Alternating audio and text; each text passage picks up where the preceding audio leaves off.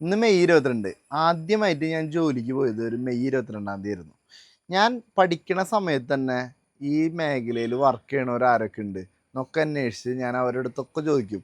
വല്ല ജോലി അവസരങ്ങൾ ഉണ്ടെങ്കിൽ പറഞ്ഞോളോ, വല്ല വേക്കൻസി ഉണ്ടെങ്കിൽ പറഞ്ഞോളോ എന്ന് ഞാനൊരു ഓൾമോസ്റ്റ് ലാസ്റ്റ് ഇയർ പഠിക്കുമ്പോൾ തൊട്ടേ ഞാൻ സ്റ്റാർട്ട് ചെയ്തിട്ടുണ്ടായിരുന്നു. എൻ്റെ പരിചയക്കാരുടെ അടുത്തൊക്കെ ഞാൻ ചോദിക്കും.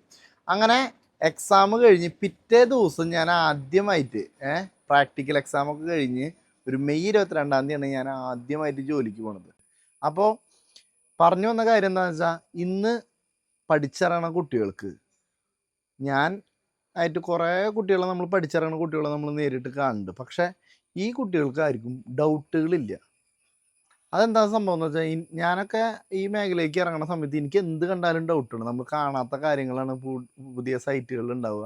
അപ്പോൾ എന്ത് കണ്ടാലും നമ്മൾ ഡൗട്ടുകൾ എന്താണെന്ന് ചോദിക്കും എല്ലാവരുടെ അടുത്തും. അറിയണ ആൾക്കാരുടെ അടുത്ത് ചോദിച്ച് മനസ്സിലാക്കാനായിട്ട് നമ്മൾ ശ്രമിക്കാറുണ്ട്. പക്ഷേ ഇപ്പോൾ പല കുട്ടികളും ഇതൊക്കെ കാണുന്നു, വിടുന്നു. കാരണം ഒരു സിവിൽ എഞ്ചിനീയർക്ക് ഏറ്റവും അത്യാവശ്യമായിട്ട് വേണ്ടത് ഒബ്സർവേഷനാണ്. നമ്മൾ ഇതുവരെ കാണാത്ത കാര്യങ്ങൾ അത് കാണുമ്പോൾ സൂക്ഷിച്ച് നോക്കുമ്പോഴാണ് നമുക്ക് എന്താണ് ഇത് ചെയ്യാൻ പോകുന്നത്. നമുക്ക് നല്ലൊരു സിവിൽ എഞ്ചിനീയർക്ക് ബേസിക് വേണ്ടത് നല്ല ഒബ്സർവേഷൻ സ്കില്ലാണ്.